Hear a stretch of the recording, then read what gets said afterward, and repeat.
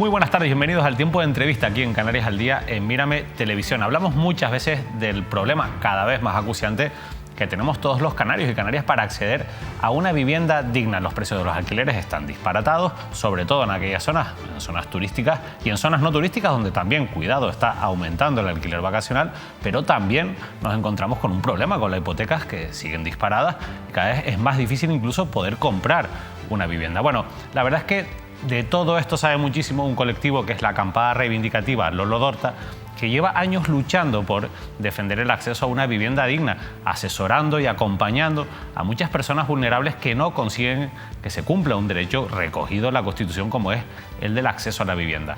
Hace unos meses ya tristemente teníamos que lamentar la pérdida de Lolo Dorta, el que era uno de los pulmones de este colectivo. Otra de las personas que ha trabajado durante años codo con Lolo Dorta es Eloy Cuadra, que hoy nos acompaña para hablar un poco de esos casos, de esas situaciones que tienen muchas familias vulnerables en Canarias, esas dificultades para acceder a una vivienda digna. Eloy, muchísimas gracias por estar aquí en Mírame Televisión. Gracias a ustedes.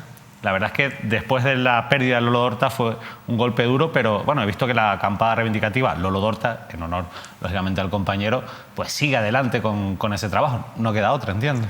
Sí, sigue adelante, se le echa mucho de menos al compañero porque él y yo estábamos prácticamente todos los días trabajando y bueno, se hace duro porque la fuerza que él tenía no la tiene nadie, pero bueno, hay que seguir en honor también a él, al trabajo que él nos ha dejado y bueno, y ahí estamos, apretando porque la situación, como tú has presentado, es bastante grave y haciendo lo que podemos. Vamos a hablar de algunos de esos casos, pero antes, hablando un poco también de la figura de Lolo Dorta, ustedes quieren que el recuerdo de Lolo perviva también en algunos lugares, están impulsando iniciativas para hacerle un homenaje y también para que se nombre a un parque de Santa Cruz de Tenerife con el nombre de Lolo Dorta. ¿En qué están trabajando? ¿Cómo llevan, digamos, esta situación, estos trámites? Pues sí, Lolo Dorta, los que lo conocen saben lo mucho que trabajó por Santa Cruz y por el barrio de Santa María del Mar, aquí un poquito más para abajo, donde él vivía. Pues el Parque La Estrella ahora es una realidad, pues en parte gracias a lo que él apretó desde el colectivo Santa María Tres Barrios. Y bueno, pues qué menos que ese parque lleve su nombre. En la historia normalmente lo que trasciende, los que hacen la historia son los que ganan. Creo que es importante que también los que están con los que peor están, los que están a la contra, como era el compañero Lolo, tengan también su reconocimiento. Creemos que es muy importante para las generaciones que vienen que se recuerde la lucha de Lolo Dorta. Entonces estamos pidiendo que el Parque La Estrella lleve el nombre de Lolo Dorta.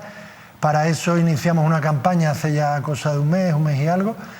Recogida de firmas, vamos ya por 2.000, cerca de 2.000, y estamos también recogiendo firmas de colectivos y asociaciones. La idea es presentarlo en el ayuntamiento antes de que acabe la legislatura, antes de que cierre, si no esta semana, la que viene, entrarlo por registro y a partir de ahí pues a ver la receptividad que hay en el señor alcalde. Esperemos que sea buena. ¿Hay predisposición? ¿Saben si hay predisposición por parte del ayuntamiento? Bueno, yo recibí una llamada de Bermúdez, del señor alcalde, cuando se enteró, para darme el pésame. Y bueno, creo que no hemos hablado de este tema, pero creo que debería. Bueno, se están cambiando calles y se ponen calles a cuestiones menos importantes, a colectivos en principio menos importantes, aunque pueden ser muy importantes para algunas personas, pero creo que un parque al lado de su casa por el que él tanto luchó. Incluso tenemos a un escultor reconocido de Canarias que se ofrece a hacer una escultura en el parque para Lolo Dorta de manera gratuita. O sea, eso sería la segunda fase. Pero bueno, yo soy optimista, creo que Bermúdez, que ha mostrado siempre bastante buen talante en las reuniones que hemos tenido, aunque luego la política que haga es la que hay, creo que, bueno, él o el que venga después, si es él otra vez o el que sea, creemos que sí, que se hará. Sin duda merecido reconocimiento para la figura de Lolo Dorta, pero mientras tanto, como decías, Eloy, no pueden parar, la realidad continúa. Esta es una pregunta que mucha gente tiene clara la respuesta, pero yo te la tengo que hacer. ¿Es hoy más difícil acceder a una vivienda digna en Canarias que hace algunos años? Cada día más, cada día que pasa más. Yo utilizo mucho la metáfora de la tormenta perfecta. Para una tormenta perfecta se tienen que dar una serie de condicionantes. En Canarias se dan todos y cada día que pasa es muchísimo más difícil acceder a una vivienda. ¿Cuáles son esos condicionantes, Eloy? Bueno, pues el primero, todo el mundo quiere venir a Canarias. Todo el mundo es todo el mundo. O sea, con la guerra en Ucrania, la crisis energética, el mejor clima del mundo, las mejores oportunidades para invertir, casi un paraíso fiscal, porque tenemos unos instrumentos fiscales maravillosos, viviendas baratas relativamente, poder adquisitivo bajo. Todo eso, si a eso le sumamos pues unas políticas de vivienda que están haciendo absolutamente nada, porque se acaba la legislatura, el gobierno de las Flores, que empezó con un pacto por la vivienda 2020-2025, no ha puesto un ladrillo, Las casas que se han sacado eran de promociones anteriores. O sea, no se ha construido ninguna vivienda nueva con carácter social. Ninguna. Las pocas venían ya de atrás. Eran proyectos que estaban en marcha. Algunas las ha comprado Visocan en La Palma, por el tema del volcán de urgencia, porque no tenían más remedio, pero miren cómo están en La Palma, que echan fuego porque no le están dando solución. Y el resto de Canarias, hay algunas en La Gomera, porque está ahí Curbelo, y alguna cosita muy puntual que ha comprado Visocan, que además las tienen, como el caso famoso de Jenny, el chico Hugo. Conseguimos meterlos en unas viviendas aquí en Los Andenes, sí. Pero esas viviendas estaban 52 o 57 de Visocan, alquiler asequible para personas que tengan hasta 32.000 euros de ingresos al año. O sea, no son sociales. O sea, no son personas vulnerables, o sea, pueden acceder personas con unas rentas medias altas incluso. Claro, y luego Visocan, a la hora de elegirá siempre a alguien que tenga 32.000 euros antes que uno que tenga 12.000, que es el límite por abajo. Aún así, no son viviendas para gente con situaciones precarias. El ICABI no está construyendo, porque esa es otra. Las promociones que ha sacado el Instituto Canario de la Vivienda para obra nueva han quedado la mayoría desiertas, porque los materiales de construcción son muy caros, los transportes muy caros, la energía muy cara, no les trae cuenta. Y ahí tenemos, si a eso le sumamos el alquiler vacacional, no se regula absolutamente, no se aprueba ninguna ley, leyes como las que estamos pidiendo en la acampada desde hace ya años, la ley de tanto y retracto, que está aprobada en Comunidad Valenciana, en Baleares, en otras comunidades, que permite el acceso a la administración a viviendas muy baratas. Por ejemplo, en Valencia han comprado viviendas a 1 euro, a 29 euros, porque entran y tienen preferencia antes que los fondos buitres, antes que otras entidades. No la quieren aprobar. En Baleares han aprobado la ley de expropiación temporal de vivienda vacía a grandes tenedores.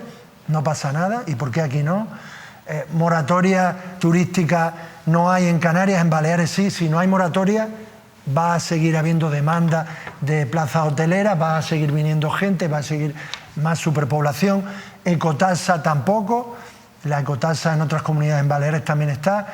Una ecotasa que está en muchas ciudades turísticas de Europa con una cantidad importante, y en otras comunidades españolas. Aquí tampoco.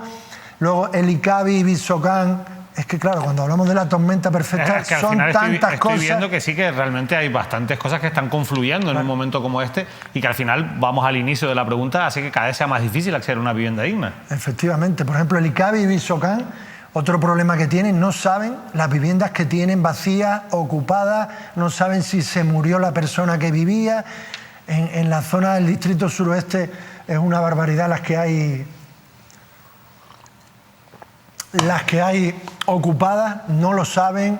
En Gran Canaria 3/4 de lo mismo, no tienen un control. Hay una policía de vivienda aprobada en la Ley de Vivienda del año 2003 que habilitaba a los cabildos a llevar un registro y un control de las viviendas públicas. No las controlan. O sea, es que ese es otro problema. Al final hay una cosa, Eloy, que llama mucho la atención, ¿no? Al final, volviendo también al inicio de tu respuesta, decías, claro, el gobierno del Pacto de las Flores, uno puede pensar, bueno, pues con un gobierno progresista que tiene la vivienda pública como uno de sus estandartes cuando llega a las elecciones, ahora estamos ya casi en pre-campaña y también se habla mucho de vivienda, debería sacar adelante medidas para solucionar todo esto. Sin embargo, vemos que esto no es una cuestión de colores políticos, porque en Baleares, que ustedes lo ponen mucho de ejemplo, claro, en Baleares también hay un gobierno de izquierdas y ahí sí que se están tomando medidas, pero aquí no. ¿Por qué aquí no? ¿Cuál es el problema? ¿Qué es lo que frena al gobierno de Canarias a aprobar leyes como las de tanteo y retracto, a aprobar moratorias turísticas, a facilitar el acceso a la vivienda?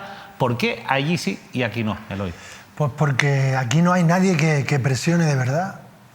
Si el gobierno no tiene interés, el ala más a la izquierda del Pacto de las Flores, como fue Podemos, no quiso saber nada de nuestras reivindicaciones nunca, ha renunciado completamente a lo que hablaba hace unos años, pues estamos vendidos. No hay colectivos que aprieten, nosotros no tenemos la fuerza suficiente, no hay partidos que canalicen nuestras reivindicaciones, no hay presión social, porque la realidad es que hacemos una manifestación por la vivienda y no va tanta gente, la gente escapa como puede, esa es la realidad. Bueno, y Baleares es otra realidad muy distinta a nivel social, cultural, es feo decirlo, pero es así. Aquí nos falta mucha cultura política, mucha conciencia social que no tenemos.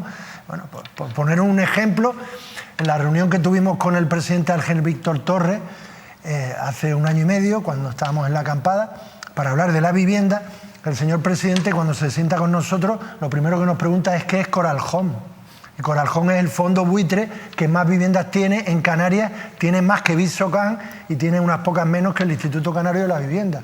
Pues ahí te da el nivel del interés que hay en este gobierno por solucionar el problema de la vivienda. Hay una cosa, hablando del interés de este gobierno, que llama la atención, ¿no? Y es que al final esas dos empresas públicas que tienen la capacidad de crear viviendas de carácter social, que son el ICABI, el Instituto Canario de la Vivienda y Visocán, no están ni siquiera en manos del mismo partido, porque al final el ICABI está controlado por el PSOE, pero Visocán está controlado por la agrupación socialista gomera de Casimiro Curbelo. Esto se está notando, digamos, que al final, bueno, pues cada partido controla como quiere estos dos organismos públicos. Se está notando y están compitiendo entre ellos. Compiten entre ellos. Compiten. Nosotros en el caso, vuelvo a nombrar el caso de Hugo y Jenny, se estuvieron tirando la pelota durante 2 semanas uno al otro. No, eso que sea Visocán, no, eso que sea... Pero vamos a ver si son lo mismo.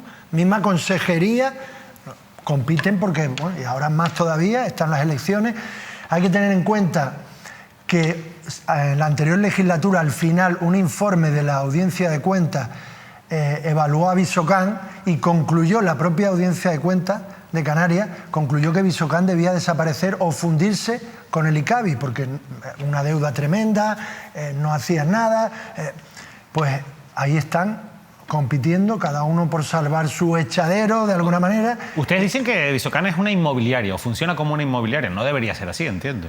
No debería ser así porque además lo tienen en sus estatutos, que lo modificaron un poco antes de iniciarse esta legislatura, y los estatutos prevalece el alquiler social en los estatutos de Visocán, pero luego cuando nos vamos a hablar con Visocán o cuando vamos a lo que ellos promocionan, ellos hablan de alquiler asequible. Asequible quiere decir, como he dicho antes, mínimo 12.000 euros al año, máximo 32.000. Si tienes 32.000, mejor que 12.000. ¿Qué alquiler asequible es eso? Luego el alquiler son 300, 400, 500 euros, un poquito más bajo que el mercado. Pues eso no es alquiler social, y cuando es la única herramienta que tiene el Gobierno de Canarias para comprar viviendas vacías, no la está utilizando. Porque ustedes hablan que incluso puede haber alrededor de... En Canarias hay registradas algo más de 1 millón de viviendas y ustedes dicen que en torno a 150.000, si no me equivoco, hoy podrían estar vacías. Bueno, esos son datos ya un poco antiguos del Instituto Nacional de Estadística. Puede haber más, pero bueno, ya el dato es alarmante. Si son 150.000... ¿por qué no hay leyes que permitan acceder a esas viviendas? ¿Qué está pasando? Pues ahí está, y ahí es donde vamos nosotros, y no se hace nada. Hay un caso que se está dando ahora para que te des cuenta de cómo es el tema de la especulación por la vivienda, que aquí está haciendo negocio todo el mundo. La moratoria antidesahucios que sacó el Gobierno central al principio de la legislatura, que frena los desahucios de grandes tenedores. O sea, más de 10 viviendas. Entonces hay mucha gente, muchas familias que están en casas de bancos o de fondos buitres que la está frenando, la está protegiendo esta moratoria. Pero ahora, pues lo que se está poniendo de moda es comprar vivienda con familias ocupantes dentro. ¿Y qué pasa? Que la compra un particular a un fondo buitre, la compra más barata porque el banco o el fondo buitre se la quiere quitar de encima, le hace una rebaja importante porque hay una familia dentro, y cuando la compra, como este comprador no es un gran tenedor, la familia se va a la calle. Y ese es el negocio que ahora está pujante en Canarias, porque el negocio está en la vivienda. O sea, a ver si lo entiendo, Eloy. Los fondos buitres y los bancos, como tienen esas viviendas ocupadas y por tanto no las pueden desahuciar, no pueden sacarle ningún tipo de rentabilidad, las venden. Pueden vender. Pero las pueden vender a precios muy bajos, entiendo. Las venden a precios muy bajos, sabiendo que hay una familia ocupa dentro. para que después puedan ser, para que alguien se las compre y sean interesantes para esa persona, porque si no, de otra manera no se las iba a comprar, y que después puedan desahuciar a esas familias. Claro, hacen el cálculo, bueno, si me ahorro una cantidad importante en esta vivienda, ya me buscaré la vida para echarlo, lo que me cueste en el juzgado. Y eso está pasando en Tenerife. Eso está pasando y mucho. A nosotros nos están llegando casos de familias que estaban protegidas por la moratoria y ahora de repente han comprado la casa. Por eso escuchaba el otro día Isma Évora de la plataforma de las hipotecas, decía que están aumentando los desahucios, ¿no? Y yo recuerdo que, claro, le preguntaban, ¿pero cómo es posible si tenemos una moratoria? Esto puede ser una de las causas que explique por qué están aumentando los desahucios. Bueno, la moratoria, como he dicho, solo protege a viviendas de grandes tenedores. O sea, un particular, y eso es lógico, un particular tiene una casa en alquiler y no le pagan, pues ahí no hay moratoria, porque ese particular quiere recuperar su casa para poder... Y que a lo mejor depende de ese dinero, de ese ingreso. Entonces la moratoria estaba bien pensada para los fondos buitres y los bancos, pero claro, por eso hay 6, 7 desahucios al día de media en Canarias desde hace ya unos cuantos años, porque la gente que vive en casa de particulares o alquileres de una persona que tiene 3 casas, 4 casas, se va a la calle. Y si ahora entramos ya con esta otra vía de comprar vivienda con familia ocupante dentro, pues peor estamos. Y ante esto entiendo que las administraciones públicas no hacen nada, porque una manera de poder evitar esto sería que esas viviendas las adquiriera la propia administración y le diera una solución habitacional a esas personas. Sí, pero como he dicho, no hay respuesta, no hay herramientas, no se aprueba ni una sola ley. Al contrario, el alquiler vacacional ya se están dando cuenta que es un problema, un problemón. Todo el mundo quiere aquí dedicarse al alquiler vacacional. Esto está encareciendo los alquileres y las viviendas. Lo encarece y mucho, porque bueno, no hay límite. Nosotros lo llevamos demandando desde hace ya tiempo. Hay sentencias tanto del Tribunal Supremo Español a favor de Baleares como del Tribunal de Justicia de la Unión Europea a favor de Francia, que permite a los ayuntamientos controlar el alquiler vacacional, limitarlo, exigir autorización previa. Aquí lo hemos dicho por activa y por pasiva. Gracias a tanto insistir, la FECAN parece que nos hizo un poco de caso y está intentando sacar algo, pero como aquí el lobby del alquiler vacacional, la Consejería de Turismo, controlada por Curbelo, el Cabildo y prácticamente los grandes poderes políticos están codo con el alquiler vacacional, porque si te vas a las cuentas de los balances que presentan los políticos, verás que muchísimos tienen 3 casas, 4 casas.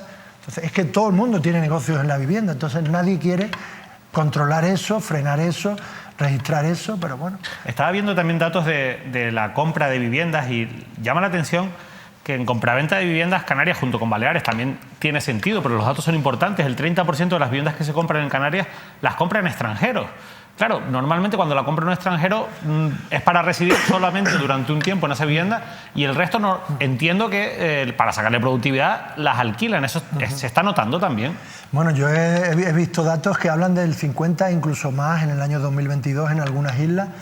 Pues eso es una descapitalización total del patrimonio de Canarias, porque un extranjero con alto poder adquisitivo, primero no va a tener problemas en pagar una cantidad. Lo que está haciendo eso es que suban los precios, porque un inglés, un alemán, un belga, un holandés, que tiene bastante dinero, bastante más que un canario medio, quiere venir aquí para invertir o para lo que sea y paga lo que haga falta. Eso tira para arriba del precio de la vivienda. Luego la está sacando del mercado, porque ese extranjero la querrá para venir un mes en verano o en invierno y el resto la alquila al vacacional. Y al final tenemos alquiler vacacional en las zonas no turísticas, porque así está permitido, cada vez más, por cierto, porque es algo que se percibe. Pero después tenemos que en las zonas turísticas también los propietarios de segundas viviendas o terceras están intentando que les dejen tener alquiler vacacional. De hecho, hemos visto como el Gobierno de Canarias, a los que ha sancionado, pues estas personas lo han recurrido porque consideran que esas sanciones son injustas. O sea, ¿hacia dónde vamos, Eloy? ¿Hacia un camino en el que impere el alquiler vacacional o imperen las viviendas que no son para que la gente viva, sino para hacer negocio? Pues sí, desgraciadamente, si no se pone freno, el alquiler vacacional está aumentando por todos lados. ¿Por qué? Porque hay una desregulación total, pues se paga prácticamente el IJIC. O sea, lo mismo que si yo tengo una vivienda alquilada a una familia todo el año, que pago el IJIC, el alquiler vacacional, que mucho del que hay en Canarias no está legalizado, no está dado de alta como actividad económica, paga un IJIC normal, y están compitiendo con hoteles, cuando pagan muchísimo menos. Yo entiendo que la patronal hotelera se queje, pero es que compiten con los canarios, que cada vez tienen menos lugares donde vivir porque todo el mundo se está dedicando al vacacional, claro. Y el particular pues dirá, bueno, pues me trae más cuentas, gano más, pero hay que legislarlo porque hay un desequilibrio muy grande y eso hay que legislarlo. Baleares ya lo está legislando, en País Vasco ya está legislado, en Barcelona también, aquí siempre a la cola. Y al final, en esa tormenta perfecta, claro, llega el ciudadano medio y es muy difícil acceder a una vivienda. Los jóvenes cada vez se emancipan más tarde, no se puede alquilar, comprar en muchos casos es impensable, sobre todo por la incertidumbre que hay con el Euribor. Pero después, ¿qué ocurre con las familias más vulnerables? Las que ni siquiera se pueden plantear la posibilidad de llegar a un alquiler en el mercado libre. ¿Qué están haciendo hoy? Pues muchas vienen a pedirnos ayuda a nosotros, en la acampada. No tenemos casa. Le asesoramos con todo el itinerario que tienen que hacer de todas las instituciones, donde tienen que pedir ayuda, porque luego para frenar un desahucio los papeleos son importantes, abogados, juzgados, ICABI, programa de no sé qué, ayuntamiento, informe de vulnerabilidad, un largo etcétera de gestiones. Le decimos también la última opción, y yo no tengo aquí miedo ninguno en decirlo, le hablamos de que hay viviendas vacías, de bancos y de fondos buitres, que ahí están. El derecho a proteger a la familia, a que esa familia no se rompa, que los niños no vayan a un centro de menores, pues a lo mejor está antes que el derecho a la propiedad o el derecho a la especulación, porque al final son casas de banco que rescatamos nosotros o fondos buitres americanos que están haciendo negocio con esto. Pues esa es la realidad, hay muchísimas... Pero al final ustedes lo hacen una labor de asesoramiento, esto no lo tendrían que hacer las administraciones públicas. Entiendo que no lo hacen, ni siquiera los ayuntamientos, que son la puerta más cercana.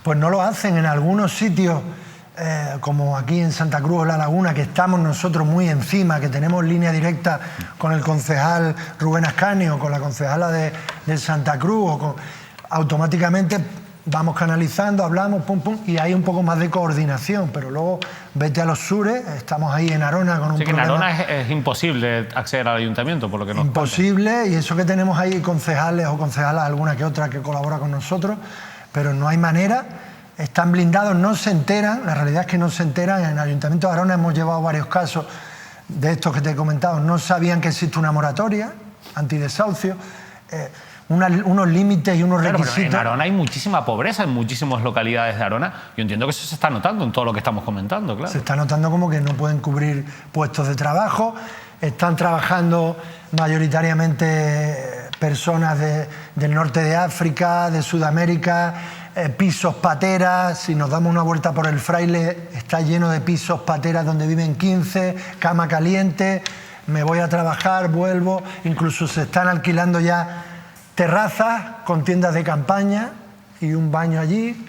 O sea, hasta ese extremo estamos llegando. Y el ayuntamiento, las administraciones en general, lo saben, pero no hacen nada. Los ayuntamientos tienen una supuesta ayuda al alquiler, que luego no sirve para nada porque un propietario tiene 50 antes que una persona, una familia precaria, o sea, una casa en alquiler Mercado Libre, el último que lo van a alquilar es a una familia precaria que venga con una ayuda de alquiler del ayuntamiento, con lo cual cuando ustedes entrevistan al concejal o a la concejala de turno, no, es que tenemos una ayuda de alquiler por no sé cuánto, mentira, porque no la van a dar nunca, porque no va a haber un propietario que quiera saber nada de una familia que venga por el ayuntamiento. Al final necesitamos un parking público de viviendas que no tenemos.